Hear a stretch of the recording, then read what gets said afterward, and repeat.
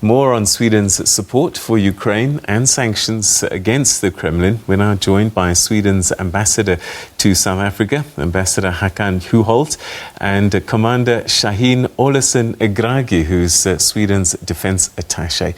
Gentlemen, thanks very much indeed for joining us and welcome to the program. Thank you so much.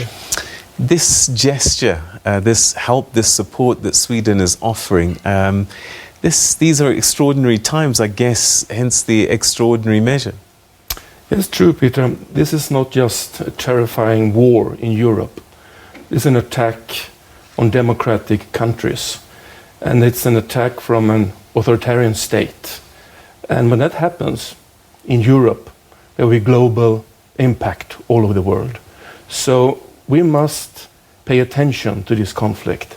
Some people say, well, this is something for the Europeans to handle. It's a European war. No, it's not. It's authoritarian states that don't care about democracy, freedom of speech, that are attacking a democratic country in Europe. That's why we stand loyal and supportive to the Ukrainian people. All right, we're going to explore some of what you've just said there. This is also, we haven't seen, I can't even remember the last time, where direct military support for a European country has been given in this way. What kind of a difference do you hope it'll make? Well, for Sweden, this is a very principled and important decision. We haven't given direct military support since 1939 when Soviet Union invaded Finland. Obviously, we think it's extremely important that in light of the Russian invasion of Ukraine, that, by the way, started in 2014, that we make a stand. Many of my colleagues and I, we have been literally counting bodies from Russian aggression since 2011, and the war in Syria started. So enough is enough now. All right. Tell us a little bit about the support, the military support that you will be giving Ukraine. It's the 5,000 anti-tank weapons, the 5,000 flak jackets, 5,000 helmets. The MREs is 135,000. It's for what we call the combat rations for when you're out in the field. We hope that it will make a difference for the Ukrainian armed forces. Sweden's not the only country doing this, so this is actually a European stand. That's true, and of course there's a tremendous humanitarian support. So the support when it comes to weapons is just one part. And we also do whatever we can to raise the costs for this war for Russia. So the sanctions are hitting hard to the financial system of Russia and make it much more expensive to continue this war. And as I said earlier, we are in a situation where authoritarian regimes take the right to say, we can conquer you. And that's a violation to international law that we as a small country cannot accept, because who is next in line? So we must say no. You cannot do this kind of violation to international law. You're not allowed to do that. And the conflict cannot be solved with negotiation at this stage because one is holding a gun to the head of the other. So Russia must withdraw all forces immediately, as the Secretary General of United Nations has said, also the South African government has said. That's very important. And then, of course, there must be negotiations because peace must be restored immediately. People are dying now while we are talking. So you're not optimistic that much can be reached at these talks at the Belarus border for as long as the Russian tanks are on the ground? I'm always optimistic, but there's also a need for us to be realistic, saying, are there equal partners in this negotiation? One is bombing the capital of the other. There are no Ukrainian soldiers on Russian soil. They are invading a neighboring country, a brother country, and cannot be accepted in any way, because we must ask ourselves, who's next in line? And when regimes that don't care about democracy take themselves that right, we must stand up and say, no, we do not accept this. withdraw your forces immediately and stop the war. Commander, it looks as if the Russian forces are meeting quite a bit of resistance at the moment, that there was this surge, and as they tried to enter the capital, they met with quite serious resistance, and there's been a number of casualties reported. Do you think that the Russians have miscalculated or they underplanned? What do you think is going on? No, absolutely. I think that the Putin regime has miscalculated the situation in Ukraine. The aggression that started in 2014 has actually, in many ways, shaped the Ukrainian nation.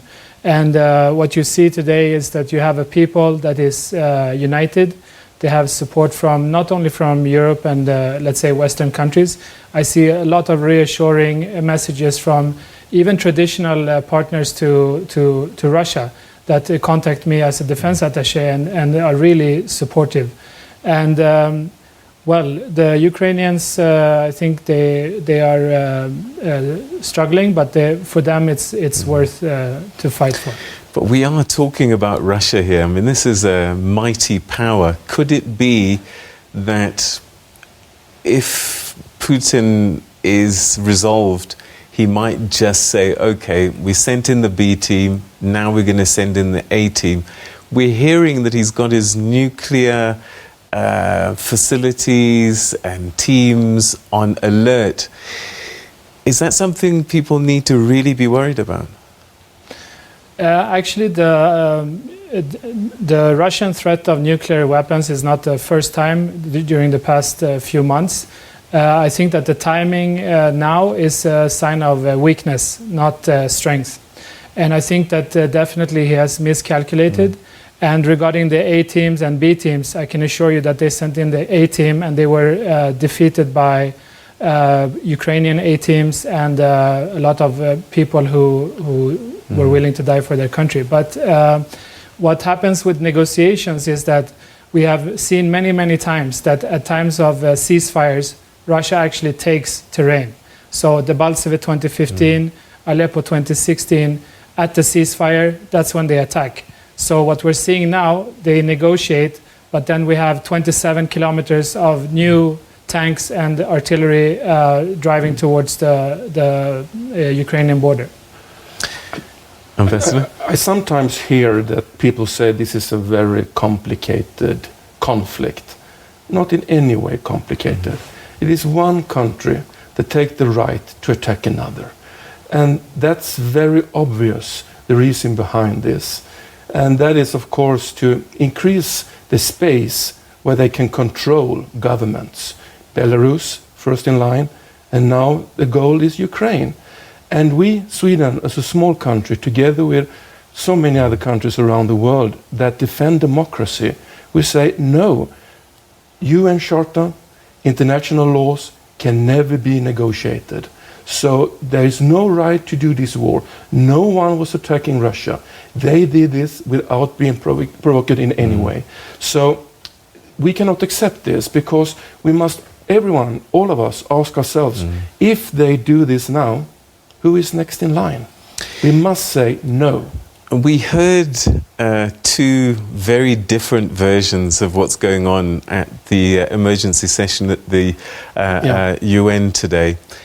And the Russian ambassador was suggesting that Ukraine had not been dealing with the people of Donbass fairly, that they were actually being attacked and killed over time, and some would even suggest a civil war that's being ignored largely, and that this was a provocation. Then, of course, the idea of Ukraine joining NATO. How much of this could have been dealt with beforehand by Europe and the UN? Probably a lot can be done before a conflict starts, but we must also recognize that UN Secretary General have said that this is nonsense. This is not true. This is part of the war game. It's blaming, the blame game. So we in Sweden have a long tradition to put our faith and support in United Nations.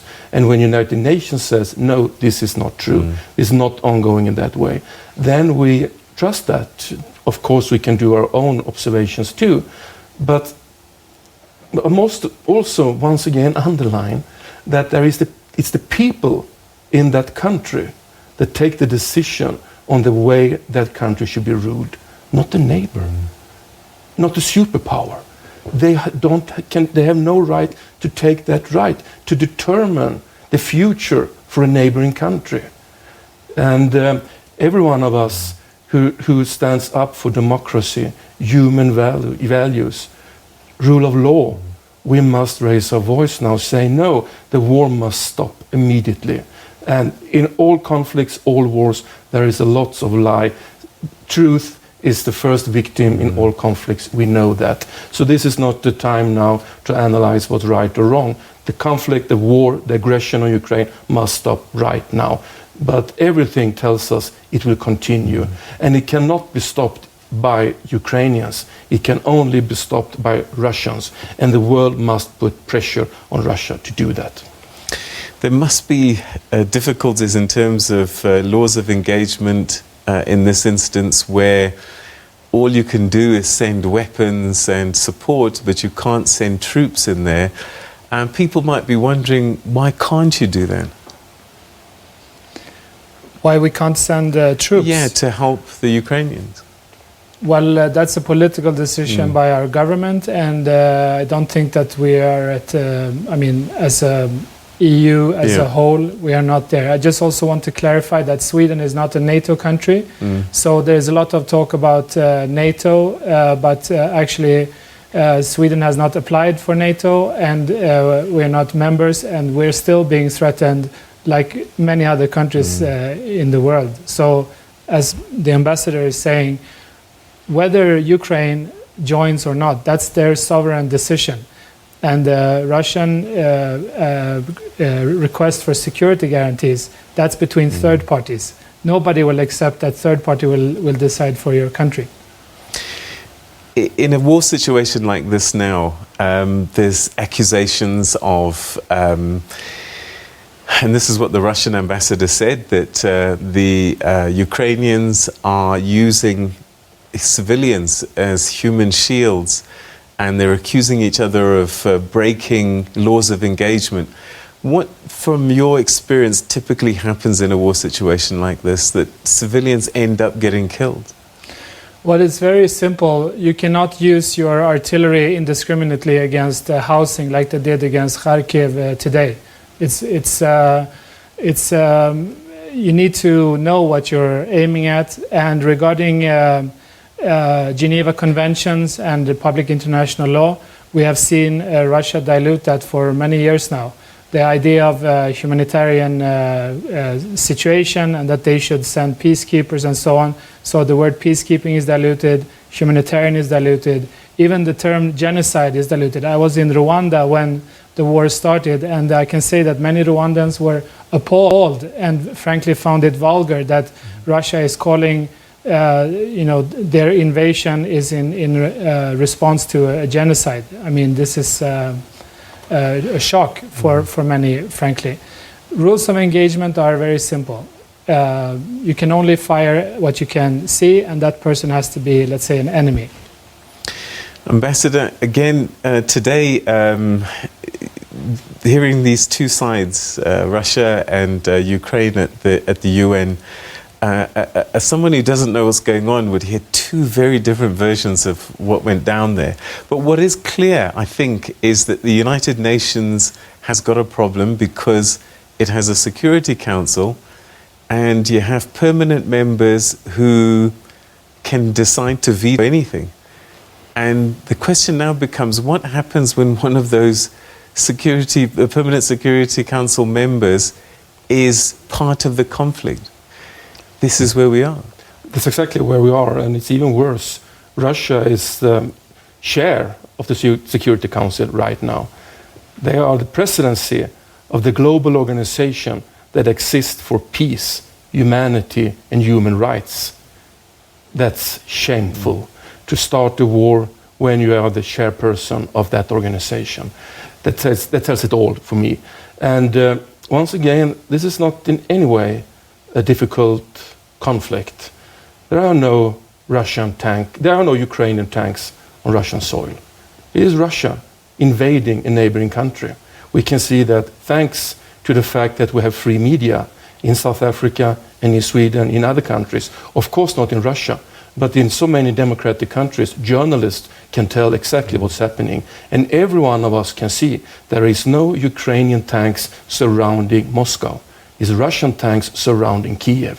So this is not in any way a difficult conflict. Rule of law, international rule of law, the UN Charter can never be negotiated. It must be protected.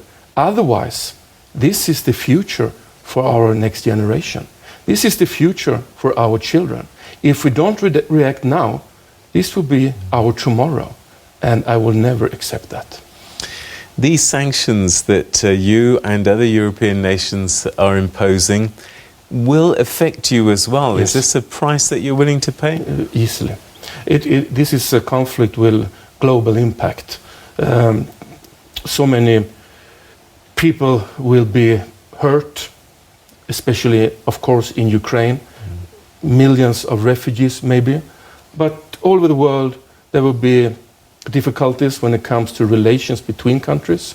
The prices of fuel, gas, food, whatever, can be higher. But when it comes to defending democracy, the price is never too high. And Sweden was maybe the most prominent supporter of ANC for the struggle for freedom for over 60 years. This year, actually, is 60 years since Oliver Tambo gave a speech on Labor Day in Sweden. And that was sent a sparkle all over our country. And we said, some people said, well, apartheid, there's a conflict for South Africa. It's a domestic conflict. And we said, no, when there are violations against human rights, human dignity, peace, democracy, we must stand up and raise our voice. And it's the same today. Democracy is under threat today. Democracy is attacked by an authoritarian state that would like to have more. What's next in line? Who's next in line? The Ukrainians certainly have spirit, and they're patriotic, and they've shown that they are going to fight for their country.